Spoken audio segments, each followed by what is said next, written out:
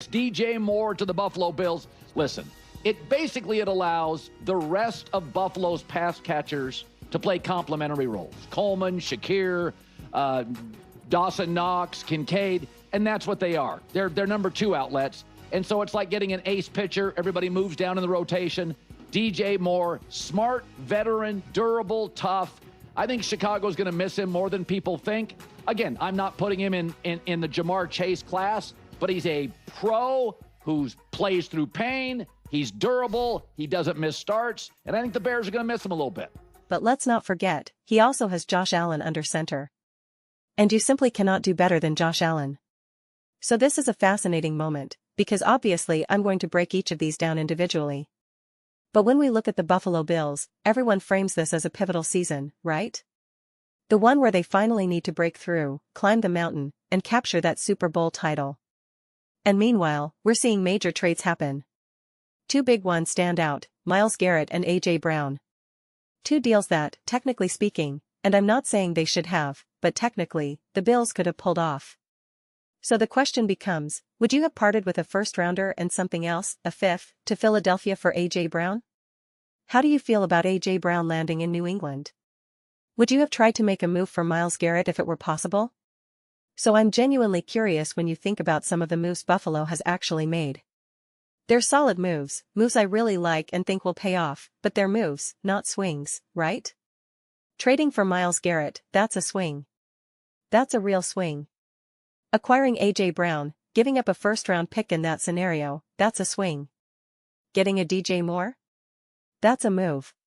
So I'm curious right now, today, June 2nd, 2026, now that nearly all the flashy transactions are behind us, it's hard to imagine anything else of that magnitude happening, but when you look at free agency, the trades, the draft movem, and up and down, and obviously the deals I just mentioned, where do you stand? Where do you stand on the Buffalo Bills as a team, as a complete unit?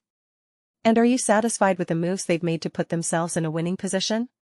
Should you feel more confident or less? Who should feel better, a Patriots fan or a Bills fan? A Rams fan or a Bills fan? That's essentially what I'm asking, and I truly mean it. I really want to know. That's why I'm leading with this. How do you all feel? This is definitely one of those videos where I want to really emphasize, tell me your mindset, because I need to know. That's how I gauge where any given fan base stands. I was just watching some clips, and J-Mac came out and said he thought Eagles fans were pretty unhappy, pretty bitter about A.J. Brown leaving Philly. And I thought, no, they're not. Are you kidding? That fan base is actually thrilled and excited to move on. And earlier he said something like, I think Raiders fans want Mendoza to start. And that's just not true at all. Raiders fans are perfectly happy rolling with Cousins. So that's why I want to know right now, after all these moves, how are you feeling as a Buffalo Bills fan? Because you see everything the Rams have done. They said, we need to upgrade on defense. So they took big swings, grabbed multiple defensive players, and then they took it to the next level and got Myles Garrett. They did those next level things to truly reinforce. And you know what I keep hearing? I keep hearing about how the Rams are the first team in NFL history to have the reigning MVP and the Defensive Player of the Year. So essentially, the MVP on offense and the MVP on defense. But technically, Josh Allen was obviously the MVP. I mean, come on, let's be serious. Josh Allen is clearly the best quarterback in the NFL. I don't care what little letters come after your name in that regard. Josh Allen is obviously the best quarterback in the league. So the question is there enough here? If you had to face the Los Angeles Rams in the Super Bowl, do you have enough? Do you have enough to reclaim your spot at the top of the division, to knock the Patriots back down? Where do you stand on that? Because it's interesting. When you see some of these blockbuster moves, it can get a little frustrating from a pure NFL fan perspective. It's exciting. It's interesting. There's plenty to unpack.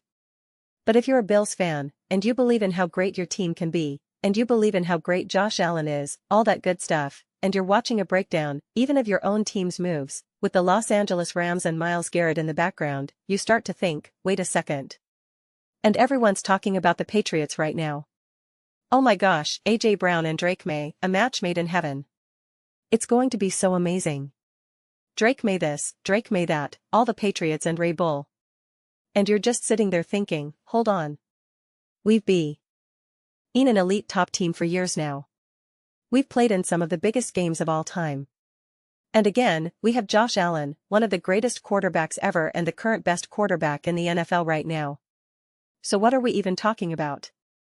But it's not just about one individual. It's about the team. It's about the collection of moves as a whole. The direction the franchise is heading. And that can irk me, it does irk me a little bit, because I'm always wearing different hats. I'm always trying to see things through various lenses. The Rams lens. The Bills lens. The Eagles lens. Every time I make a video like this, I'm looking through a different perspective. And if I'm a Bills fan right now, sitting at home watching all of this, there's a part of me that thinks, man, I love what we've done, but it would be cool if there was more. Because again, look, there are people who will look you straight in the eye, and they're wrong, so you should probably look away, and say, Matthew Stafford is a better quarterback than Josh Allen. That's what Nick Wright tried to argue, and I remember making a video where I said, we're not having any of that nonsense. He claimed that Matthew Stafford has been the best playoff quarterback in the NFL since joining the Rams. And then I pulled up Josh Allen's stats, and they were literally better. Literally better. So I said, wait a second. If you think those are the best playoff stats since Stafford got to the Rams, then what the heck does that make Josh Allen's? And yet, look what the Rams needed to do. Look what they had to do to try to ensure they could win a Super Bowl. Elite offensive line, elite running game, elite coaching, elite defense, elite receivers. It's elite, elite, elite, elite. And people say Stafford is an elite quarterback. A top quarterback. If he wins another Super Bowl, he'll be considered a top 10 quarterback of all time. And yet, he needs an absolutely stacked roster. An overflowing, absolutely stacked roster. So the question is, do the Bills have that? Are they even close to that? I'm so curious how you all feel. Let me know your thoughts. I read every single comment, whether you agree with me or disagree. Either way, let's get into some discussions, get into some debates, but ultimately let's just have some fun. And please do consider subscribing. We're building an amazing community here, and I would absolutely love to see you be part of it. I want to build something that we all genuinely feel connected to. Something that we're really excited to be part of. I think we're well on our way to doing it. Please don't forget to give this video a thumbs up, it really does help with visibility and the algorithm. Thank you so much. See you next time.